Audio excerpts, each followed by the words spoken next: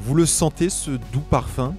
La bière, les frites, les briques rouges, mais surtout les pavés. Bonjour à toutes, bonjour à tous et bienvenue en Belgique et sur GCN pour revivre les meilleurs moments de la classique d'ouverture de la saison cycliste belge, le Het Nieuwsblad.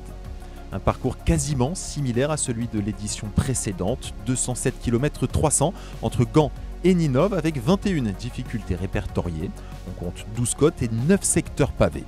A noter le retour du Molenberg, cette courte bosse pavée très abrupte placée à 50 km de l'arrivée et qui aura comme objectif de dynamiter la course.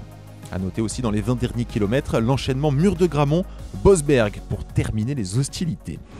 7 hommes composaient l'échappée matinale à 42 km de l'arrivée. On retrouve les 3 survivants de cette échappée avec notamment Mathis Lebert, le français de l'équipe Arkea Samsic. Les tenants du titre avec la victoire de Wout van Aert l'an passé, même si le Belge est absent, eh bien, il y a d'autres leaders dans cette équipe néerlandaise, Tige Benoot, Christophe Laporte ou encore Dylan van Baarle. Alors on souhaite les placer idéalement au pied de ce Molenberg. Le Molenberg, difficile, les échappés tentent de résister. Et derrière, les leaders se dégagent évidemment à la pédale. Parmi les plus forts, eh bien, on retrouve Tim Wellens, Stefan Kung ou encore l'étonnant Arnaud Delis, placés dans les premières positions.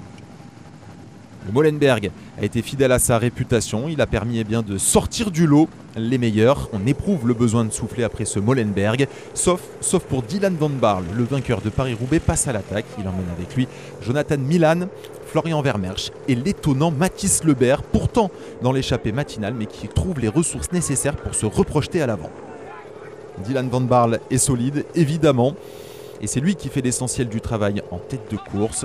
C'est trop dur pour Milan, c'est trop dur pour Vermersch. Seul Mathis Lebert, auteur d'un véritable numéro, parvient à résister dans la route du Néerlandais.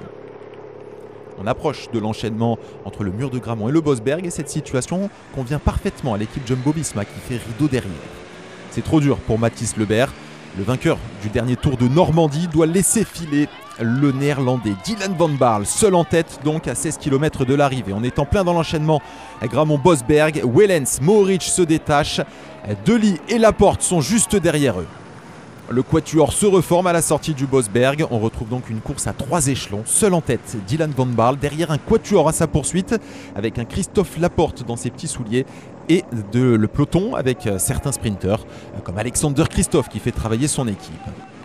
Dylan van Baarle seul en tête. Derrière, on a du mal à passer ses relais, évidemment. On ne veut pas amener sur un plateau Christophe Laporte ou encore Arnaud Delis. L'écart donc en faveur du Néerlandais qui, pour son premier jour de course sous ses nouvelles couleurs, s'adjuge la victoire.